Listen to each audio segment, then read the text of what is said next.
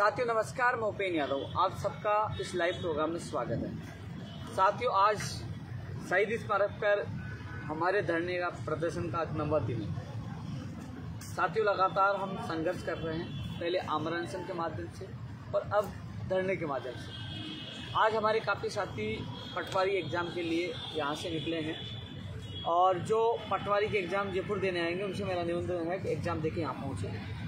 और कल और परसों 2 दिन एग्ज़ाम है।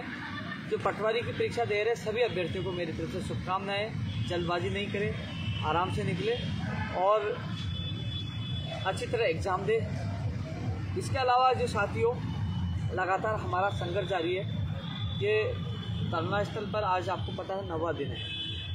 आज न्यूज़ 18 चैनल पर डिबेट भी थी और भर्तियों संबंधित पटवारी और आगामी जो तमाम जो कानून सबको लेकर, हालांकि जो हमेशा जिस प्रकार डिबेट में जब मैं बोलता था, अभी इन दिनों क्या है कि थोड़ा सा बोलने में मुझे भी दिक्कत आ रही है कि उतने जोर से मैं नहीं बोल पा रहा, समय थोड़ा सा लगेगा। और साथियों, एक चीज़ मैं आपके बीच में जो लाइव आया हूँ, गाना बाद में चला भाई, है ना, जो आपके बीच में लाइव आया हूँ इसलिए आया हूँ कि हमारा मापड़ाव लगातार जारी है।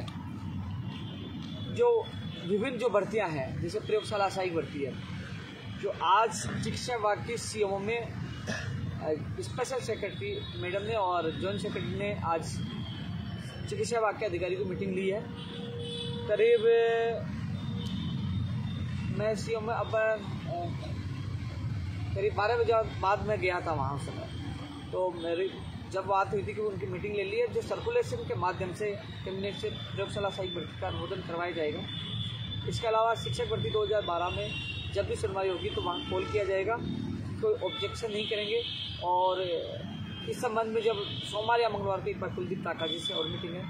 वहीं जो रीढ़ शिक्षक भर्ती 2018 की परीक्षा तिथि मिल चुकी है, 27 तारीख को सुनवाई है। एडवोकेट जनरल साहब तैयारी करेंगे। हमारा उद्देश्य यही है कि जल्द से जल्द इसी सुनवाई को फैसला हो जिससे ये भर्ती प्रक्रिया पूरी हो सके। वहीं फार्मासिस्ट भर्ती के लेकर मैंने आपको बता दिया था कि सरकार दोनों पक्षों का राहत देते इसमें एक बीच का रास्ता निकाल लिया, किसी के साथ नहीं हो, अन्याय नहीं हो। और इस संबंध में भी एक बार जो हमारी मीटिंग सोमवार या मंगलवार को कुलदीप काका जी से एक बार पुनः होगी। इसके अलावा जो हमारे धरना स्थल पर जो 14% वाले, जो हनुमान ढाका, केशव और देवेंद्र, ये 3 नौजवान साथी लगातार यहाँ डटे हुए हैं। साथियों, जो स्कूल व्याख्याता भर्ती के जो अभ्यर्थी हैं, मान लो कल डोटासरा जी का एक ट्वीट आया कि न्यायालय में विचाराधीन है, लेकिन न्यायालय से निकलवाना विचाराधीन है, सरकार का कहाँ सपोर्ट लेना, इस मामले को कैसे हल करवाना है और कैसे इस भर्ती प्रक्रिया को पूरी करवाना है, 600 निवासी परिवारों को राहत कैसे मिले, इसकी रणनीति हम लगातार बना रहे हैं। हमें जहाँ सरकार का सहयोग लेना है वहाँ भी लेंगे। निवेदन करेंगे कि जिस प्रकार अन्य भर्तियों में आपने राहत दी है और कल सुनवाई भी है, तो उसके लिए हर प्रकार की रणनीति हम कर रहे हैं। कई लोग कह रहे हैं कि विचाराधीन है कोर्ट में तो हमारा मामला खत्म हो गया। मामला खत्म नहीं है, अभी तक तो खेल शुरू हुआ है और उस खेल में जीत हमारी होगी। प्रयास पूरा कर रहे हैं। मैं धन्यवाद आज 3 योद्धाओं को देना चाहूँगा कि ये अंतिम क्षण तक लड़ रहे हैं। ये न डरे, न झुके, न भागे, न हताश हुए। ये कह रहे कि हम इस लड़ाई को लड़ेंगे। इन्होंने जो मुझे कहा मैंने मिलवाया और एक बार फिर मीटिंग में जो चीज़ जो रणनीति बनाई मैं सोशल मीडिया पे वायरल नहीं कर सकता हूँ। आप इन लोगों का साथ दो या न दो, लेकिन ये आप लोगों के लिए पूरी मेहनत कर रहे हैं, उनका मैं पूरा साथ दे रहा हूँ। सोमवार मंगलवार को जो मीटिंग होगी इनका प्रतिनिधि एक बार फिर शामिल होगा और जितनी कोशिश होगी कि इसको न्यायालय से निकाल कर और इसकी 600 निवासी परिवारों को राहत मिले, मैं पूरी मदद करूँगा और पूरी कोशिश रहेगी कि आपके सपने साकार हो। और कल का दिन मैं ये कहूँगा आपके लिए शुभ रहे। पूरी कोशिश, हर प्रकार से कोशिश करें, हर प्रकार से हम रणनीति बना रहे हैं। कुछ रणनीति डिस्क्लोज करने से कोई मतलब नहीं है, लेकिन ये जरूर कोशिश आप लोगों के लिए बेहतरीन हम कर रहे हैं। रही सारी भर्ती आगे होंगी या बैठे जो तो इस रीड 2018 बोल चुका ना भाई, 27 तारीख मिल चुकी है। इसके अलावा साथियों, टेक्निकल हेल्पर भर्ती के लिए कोशिश यही जारी है, दिवाली से पहले हो। मैंने पहले सुबह लाइव में बोला था, कोशिश कर रहा हूँ। उन्होंने कहा 10 नवंबर तक उसकी विज्ञप्ति जारी हो जाएगी, लेकिन मैं कोशिश कर रहा हूँ। दीपावली उसकी जीत करके मैं बैठा हुआ हूँ, कोशिश कर रहा हूँ। वहीं एक बड़ी जीत मेरी ये भी है कि 19,000 पदों पर जो first grade, second grade, PTI, प्रयोगशाला सहायक पुस्तकालय अध्यक्ष, इन सब की भर्तियों की विज्ञप्तियाँ जल्द से जल्द जारी। उनकी घोषणा है, मैं चाहता हूँ फर्स्ट ग्रेड की पहले एग्जाम हो, उसके बाद सेकंड ग्रेड की हो, कि कई लोग सेकंड ग्रेड के फर्स्ट ग्रेड में चयन के बाद सीट खाली करके चले जाते हैं, क्योंकि बार बार और रही बात इसमें कम से कम एग्जाम के बीच में 6 महीने का समय दिया जाए। जैसे RS भर्ती में जो समस्या आई वो समस्या इन भर्तियों में नहीं आई। तो इसकी घोषणा सरकार जल्द से जल्द करे, आने वाले वीक में करे, जल्द से जल्द करे। दीपावली का तोहफा प्रदेश के बेरोजगारों को दे, उनको दे। इसलिए PTI में जो फर्स्ट ग्रेड और सेकंड ग्रेड में, PTI फर्स्ट ग्रेड और सेकंड ग्रेड की लगातार मांग कर रहा हूँ, थर्ड ग्रेड की मांग कर रहा हूँ। PTI में थर्ड ग्रेड फर्स्ट ग्रेड की उनकी वैकेंसी की घोषणा हो, फर्स्ट ग्रेड की हो, उसमें जो 10,000 पदों पर जो है उसकी सेकंड ग्रेड 10,000 पदों पर 6,000 पे फर्स्ट ग्रेड है, नहीं PTI की हो। प्रयोगशाला सहायक के लिए भी लोग मांग करें, उसकी भर्ती निकाले, पुस्तकालय अध्यक्ष की भी निकाले। ये भर्तियों की घोषणा जैसे जैसे सरकार करे, पदों की घोषणा करे सरकार। इसके अलावा चिकित्सा विभाग में भर्तियाँ निकाले, जो रेडियोग्राफर है, लैब टेक्नीशियन है, नर्सिंग भर्ती है, OT टेक्नीशियन है, नेत्र सहायक है, दंत चिकित्सक, उनकी भी हम कोशिश करें। साथ ही साथ में जो रीट भर्ती 2021 और SI भर्ती की, आज भी मैंने डिबेट में आज मांग उठाई, जो न्यूज़ 18 डिबेट में गया था, आज भी लगातार यहाँ से मांग उठा रहा हूँ। लेकिन प्राथमिकता धरने पे उन लोगों को दे रहा हूँ, क्योंकि प्राथमिकता हकदार ये हैं। अब जो मीटिंग होगी दूसरे दौर की, सोमवार या मंगलवार को कुलदीप राका जी से मीटिंग हो सकती है, उसमें भी मैं प्रमुख तौर से रीट और SI की जो मांग रखूंगा कि भजनलाल क्यों नहीं पकड़ा गया, भजनलाल के तार किस किस से जुड़े हैं। बत्तीलाल पकड़ा गया, बत्तीलाल ने के बाद भजनलाल का नाम आया, कौन कौन किस किस के पास पेपर गया, इसमें कौन कौन, इसकी निष्पक्ष जल्द से जल्द जाँच करवाई जाए, और हो सके तो इसकी जाँच CBI को देना चाहिए, जिससे दूध का दूध और पानी का पानी हो जाए। SI भर्ती का पेपर बीकानेर से पा लिया है। तमाम चीज़ों को आज भी रख रहा हूँ और कल भी रखूँगा, जहाँ तक होगा मैं खुद ही कोशिश करूँगा। कुछ लोग गुमराह करते हैं सीधे, भैया यहाँ एक भी व्यक्ति नहीं, उसके बावजूद भी कम से कम मैं आप लोगों की आवाज़ उठा रहा हूँ, आप लोगों की मांग कर रहा हूँ कि निष्पक्ष जांच हो, दोषी जेल के अंदर हो और मेरी युवा साथी को न्याय मिले। लगातार आज भी उठा रहा हूँ और कल भी।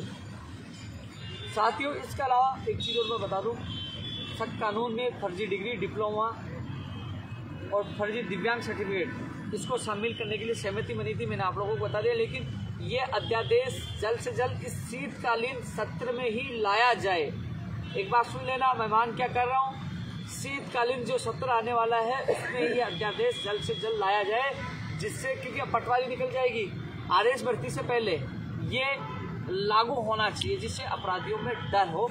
ये अध्यादेश जल्द से जल्द लाया जाए और इनका भी संशोधित आदेश निकले कि इनको भी शामिल के लिए, हालांकि सहमति होगी, इनको शामिल किया जाएगा। फर्जी डिग्री, डिप्लोमा और दिव्यांग जो फर्जी सर्टिफिकेट आते हैं उनको इस गैर जमानती कानून के दायरे में शामिल किया। लेकिन इसकी जल्द से जल्द कीजिए। आज खबर अच्छी लगी थी, मैंने भी स्टेटमेंट दिया था, मैनिफेस्टो में खबर लगी थी, तो कम से कम इसका अध्यादेश जल्द से जल्द जारी हो।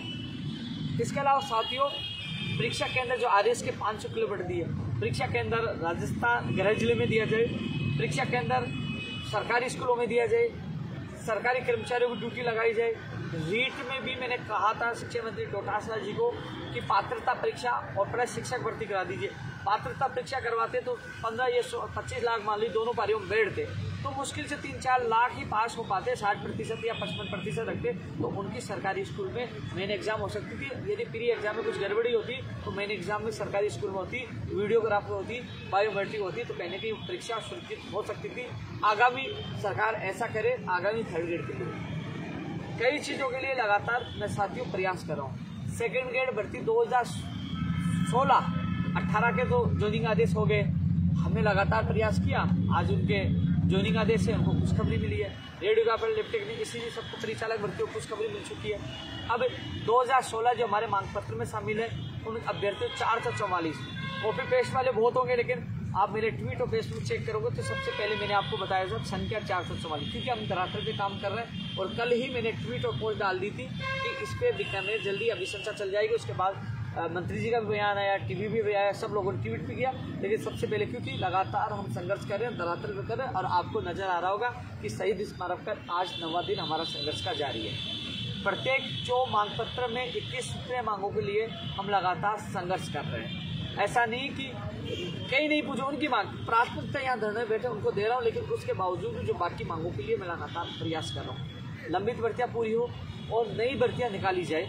साथ में सख्त कानून बन चुका है, जिसके लिए आपने देखा होगा राजस्थान का पहला एक बंदा था जो सबसे पहले मांग करा था, नकल करने वाला, कराने वाला, फर्जी डिग्री लाने वाला, लेने वाला और पेपर लीक करने वाला कारण सबके खिलाफ गिरजामंदी कानून बनाया जाए, उसमें सफलता मिली, लेकिन इसके अध्यादेश को जल्द लाया जाए, इसको लागू जल्द से जल्द किया जाए।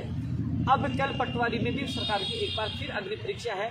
हालांकि एक चीज़ और बता दूं, चेयरमैन मोदी जी से मैं मिला था, मैंने भी कई संदिग्ध लोगों के नंबर उनको दिए हैं, उन्होंने हेल्पलाइन नंबर भी जारी किए और संदिग्ध लोगों को वो गिरफ्तार भी कर रहे हैं। चरणों में पूरी व्यवस्था एसओजी से वो पूरी कोशिश कर रहे हैं। मैं ये चाहता हूँ ये सफलतापूर्वक एग्जाम हो, सरकार के जो अब जो इन भर्तियों को लेकर अविश्वास उत्पन्न हो, उसमें सरकार एक बार विश्वास कायम कर पाए। हालांकि मैं चाहता हूँ रीट एसआई का खुलासा भी हो, जिससे पता चले कि इसमें भजन लाल के अलावा कोई दूसरा लाल तो नहीं है, कौन कौन है उनका खुलासा हो और इसका पूरा खुलासा हो, सच्चाई तक तय तक ये चीज़ें जानी चाहिए, जनता को पता लगना चाहिए। उसकी मैं आज भी मांग कर रहा हूँ। साथियों, पूरे प्रदेश और जनता को पता है लगातार आप लोगों के लिए संघर्ष आज भी जारी है और आगे तक जब तक अब आज जैसे पंचायत राज जैन भर्ती को लेकर, क्योंकि कई लोग कह रहे हैं कि 9 साल से, भैया 9 साल से पंचायत राज जैन की मैंने आवाज़ नहीं उठाई।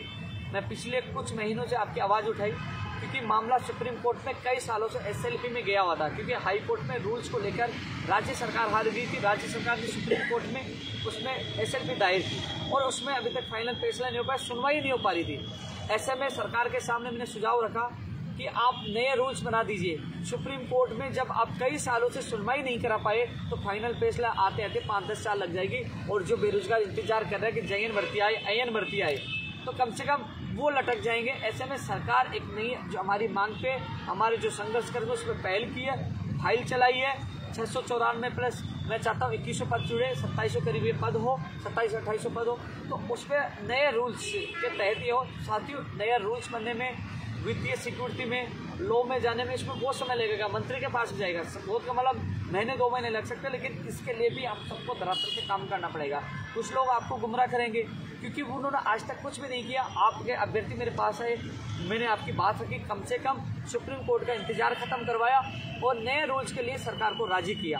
अब नया रूल्स बनेगा तो कहीं ना कहीं ये भर्ती का रास्ता खुलेगा और आपका इंतजार भी खत्म होगा। तो मैं कोशिश कर रहा हूँ, आज पंचायत राज प्रमुख शासन सचिव अर्पणा अरोड़ा जी से मैं मिल के आया था, तो उन्होंने ये कहा कि हम इसको करवा रहे हैं और आज मैं इससे संबंधित अधिकारियों से मीटिंग भी ले रहे हैं। उन्होंने कहा इस संबंध में मैं सीएमओ में जॉइंट सेक्रेटरी से मिला तो उनको भी कहा, उन्होंने कहा कि कुलदीप राका जी से आपकी जैसे शिक्षा विभाग की भर्तियों को लेकर सीएमओ के निर्देश पर, सुनना अच्छी तरह, सीएमओ के निर्देश पे शिक्षा मंत्री जी ने शिक्षा विभाग की मीटिंग ले ली, चिकित्सा विभाग की मीटिंग आज हो गई, पंचायत राज विभाग की मीटिंग जल्द माननीय मुख्यमंत्री जी के प्रमुख सचिव कुलदीप राका जी लेंगे, जिसमें पंचायत राज एलडीसी, पंचायत राज जैन और शिक्षक भर्ती 2012 तीनों मुद्दों को लेकर कुलदीप राका जी मीटिंग लेंगे। तो ये पंचायत राज जैन को भी ऐड करवा दिया, जिसमें कुलदीप राका जी मीटिंग लेंगे कि इसको, क्योंकि बड़े स्तर पर जब मीटिंग होती है तो बड़े स्तर पर मीटिंग तय हो जाता है कि वो सबको निर्देश दे देते हैं कि डीओपी, इसके अलावा वित्त और सब जगह लो जो जाना है वो एक साथ बोले कि इसका सब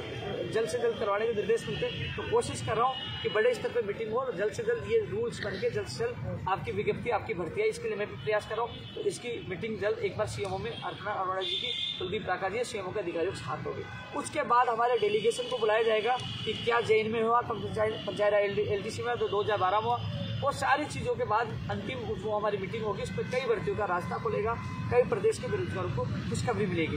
हालांकि आपको 1-2 दिन में न्यूज़ आप देखोगे तो शिक्षा विभाग के पदों के और वर्गीकरण, ये सारी चीज़ें आपके सामने होगी, क्योंकि लगातार, क्योंकि ये चीज़ें मुझे इसलिए पता है कि लगातार हम संघर्ष कर रहे हैं। मैं जिद पर बैठा हुआ हूँ कि कम से कम दीपावली से पहले मेरे प्रदेश के बेरोजगारों को नई भर्तियों पर तोहफा मिले, चाहे वो शिक्षा विभाग हो, चाहे वो चिकित्सा विभाग हो, और उनको तोहफा मिले, भाई बोल मत है, तोहफा मिले कम से कम, और बेरोजगारों को जो लंबित भर्तियाँ उन बेरोजगारों को भी तोहफा मिले, उनको न्याय मिले।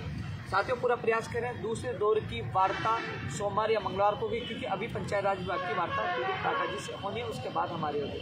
साथियों, तमाम 21 सूत्रीय मांगों को लेकर हम लगातार संघर्ष कर रहे हैं, जिसमें चिकित्सा भी है, पंचायत, तमाम विभागों के लोग हैं, जिसको लेकर हमारी मीटिंग सोमवार या मंगलवार को कुलदीप राका जी से हो सकती है।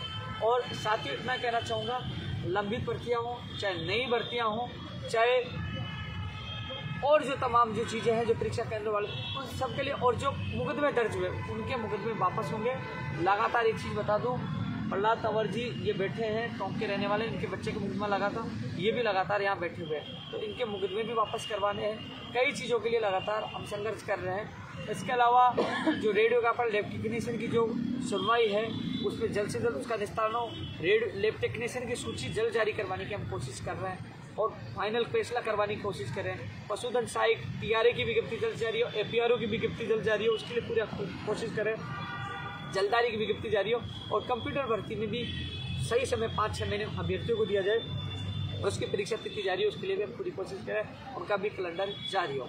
साथियों, सूचना सहायक, जूनियर अकाउंट, तमाम विभागों में रिक्त पदों पर नई भर्तियाँ जारी हों, उनकी घोषणा, उसके लिए हम प्रयास कर रहे हैं। साथियों, लगातार हम यहाँ सड़कों पर, क्योंकि मच्छर भी है, मेरे कई साथियों को डेंगू हुआ, या सड़कों पर शहीद स्मारक तक हम पूरा प्रयास कर रहे हैं। और रही बात जो BEd BSTC विवाद है, उसमें मेरे ही संगठन में राजस्थान बेरोजगार एकीकृत महासंघ में कई आधे से ज़्यादा BEd वाले हैं, कुछ STC वाले हैं। वो कह रहे हमारा साथ दो, वो कह रहे हमारा साथ दो। अब इसमें न उपेन्द्र यादव किसी का साथ नहीं दे सकता, इस पर निष्पक्ष हूँ मैं और इसमें अंतिम निर्णय न्यायालय को करना है, जिसके तथ्यात्मक जो निर्णय NCT का जवाब होगा, जिसके तथ्यात्मक जिसका मजबूती होगी वही न्यायालय देगा। लेकिन ये जरूर कह सकता हूँ, जो भी निर्णय होगा ऐसा नहीं कि 5 आदमियों के लिए आ गया, आएगा बिठाया जाएगा तो सबको बिठाया जाएगा, नहीं बिठाया जाएगा तो सबको नहीं बिठाया जाएगा। इसलिए कई लोगों को भ्रमित है कि मैं भी याचिका लगाऊँ नहीं लगाऊँ। कई ऐसे भी व्यक्ति हैं जो पारिवारिक आर्थिक स्थिति उनकी कमज़ोर है, वो याचिका नहीं लगा सकते हैं। ऐसे में यही है कि फैसला आएगा तो सबके हित में आएगा, अन्यथा किसी के हित में आएगा, वो न्यायालय करना है। और उसमें मेरा कोई रोल नहीं है, क्योंकि अब इसमें सरकार आपके BEd के एडवोकेट और BST उनका ही है।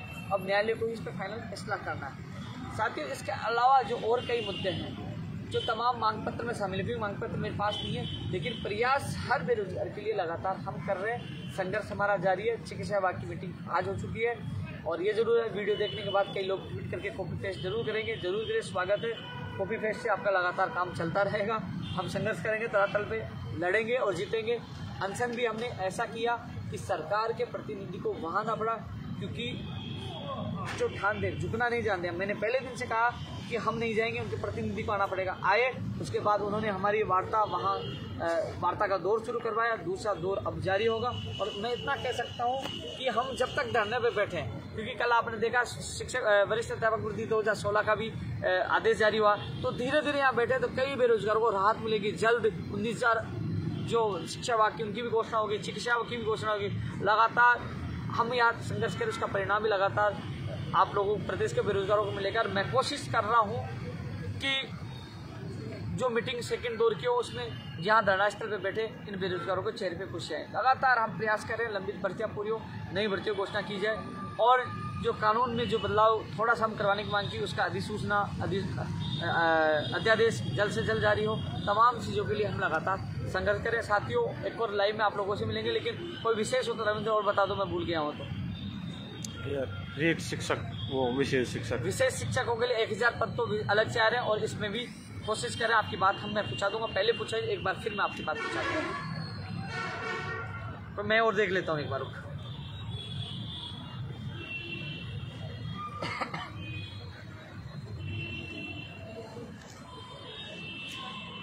पहले वाली ऊर्जा नहीं रही बोलने की, थक जाता हूँ, गला अब सूख गया।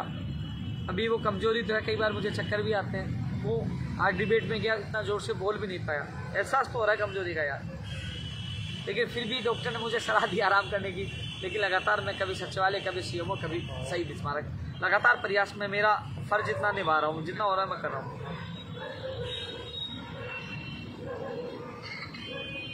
CHO की वेटिंग के लिए मैं प्रयास करूँगा। आज मीटिंग थी, लेकिन मैं अब जो मैं मिलूंगा तो CHO की वेटिंग के लिए मैं बात रखूँगा आपकी।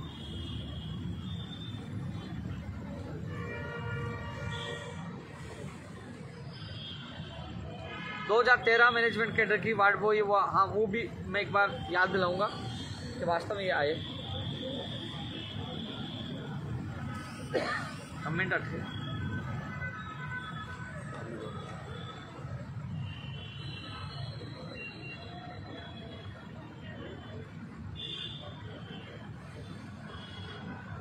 तो वैसे भी यार काफ़ी समय मैं बोल चुका हूँ, लेकिन इतना कहना चाहूँगा कि संघर्ष करने वालों की कभी हार नहीं होती।